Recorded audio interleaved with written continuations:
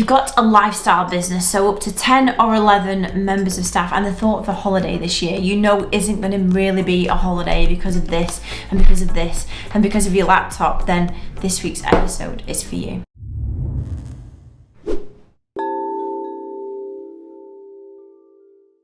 Hello, it's Emma Mills here and welcome to episode 225 of MiTV, which today is about the difference between having a great holiday away this summer when you've got a team and one where you are constantly in the weeds, distracted and replying to people. So about a month ago, I was on holiday they were all entrepreneurs, they were all business owners and predominantly like lifestyle business owners, 10 to 11 staff. And it was it was like the ultimate leverage delegation experiment for me, because I was very aware of those that had help and assistant and those that didn't.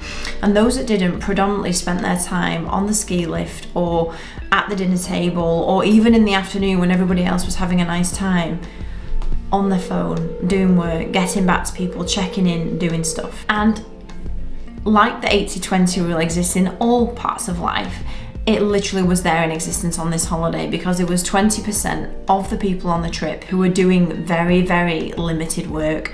They weren't really checking in, they weren't on the phones, they weren't checking emails. And today's episode is about how you can get to be that 20% and the 3 key things that I learned that those people do that the rest weren't.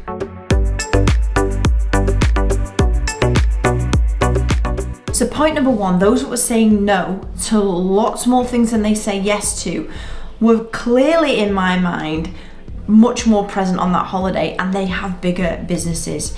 So really amazing example of this. One particular individual on the trip, we chatted about an opportunity. He was like, yeah, let's pick that up when we get back. I sent him a message when we got back and he sent me the most amazing reply. He said, hey Emma, really want to talk about that. Just letting you know that when I've got back to London, there is a bunch of stuff that's like project things now that I need to get done over the next 3 weeks, and it's urgent and it's on plan to get done now. So yeah, I want to talk to you about that, but it's going to be in like 3 weeks time. So drop me a message then. And if I don't come back to you, obviously we'll plan it in for when it's right. But just over the next 2 to 3 weeks, he was like setting my expectations. He wasn't cramming it in the next week or so to get back to everyone. It was like, yeah, I've already got stuff planned in. This is cool, but let's plan it forward. And so many people miss that. They say yes to everything. They have to act reactively or jump on the next thing, when actually at the beginning of the year in January, you will have made plans of the things you want to achieve. And it can be really easy to let other things that come up as opportunities just go, oh yeah, let's get on to that now.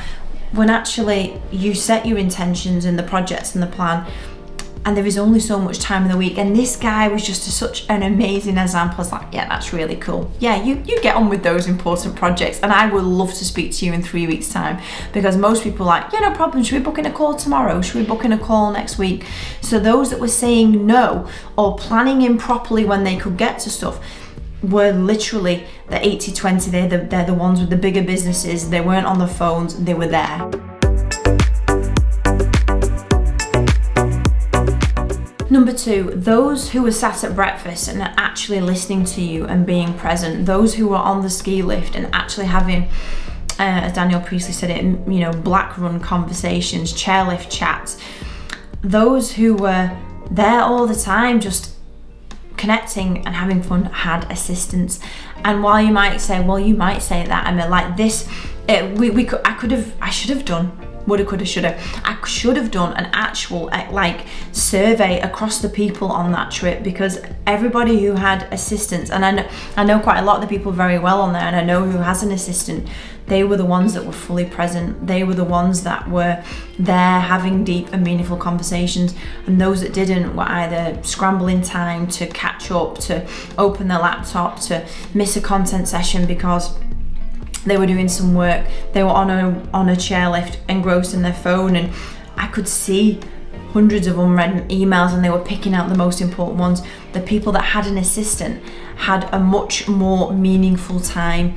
And so you might say, well, you would say that, Emma, but I say it because it's true. And if you really want to move forward with your lifestyle business, getting some support for you is going to not only just get you out of the weeds, but more importantly for me, allow you that headspace to move forwards clearly on what is most impactful and the priority tasks.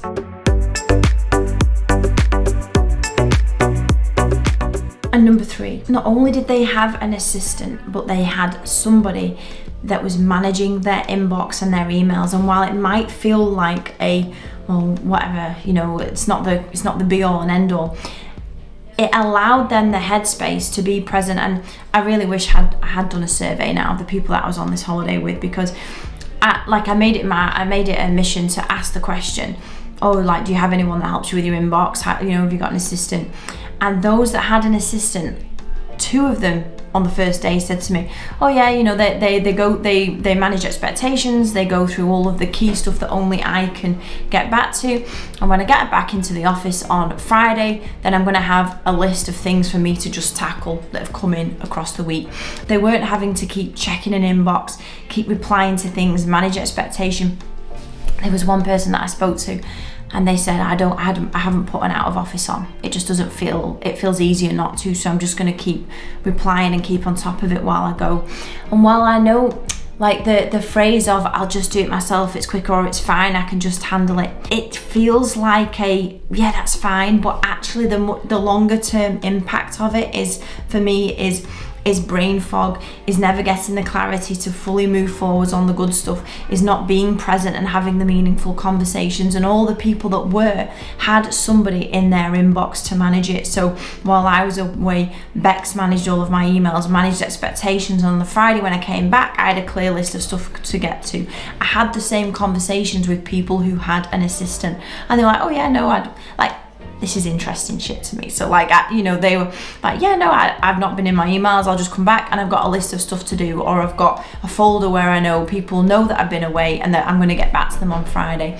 I don't have to try and double task everything, because it could become super exhausting, and it's one of the key reasons for burnout, why it feels like work and pleasure is all just one. So for me, the 3 key things that I learned is that when you say no to everything first and plan it in the future, that is where you get your big wins. When you start working with an assistant, and when you get that assistant into your inbox, life can, you can wake up tomorrow morning and pre-plan what you're going to do and stick to that. That is a possibility. I feel like for lots of business owners, it isn't. They come in and they are reactive. But my chap who I spoke to, we've got a potential opportunity, and he said, we're going to chat about that, but it's going to be in 3 weeks time.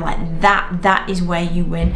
And so I hope my 3 tips today of how to enjoy future holidays, but of just how to get out of your business a day to day and what you should be aiming for, which is really, really helpful. And it gets your head out of the dirt, into the clouds, and into skiing away, into just being yourself, having some fun, and not being tied to this and everybody that tries to get you through this. And I will see you next week for episode 226, where I won't be in my office, I won't be in the UK, I will be with lots of business owners, but I'll be in Texas, and I'll see you then. Bye-bye.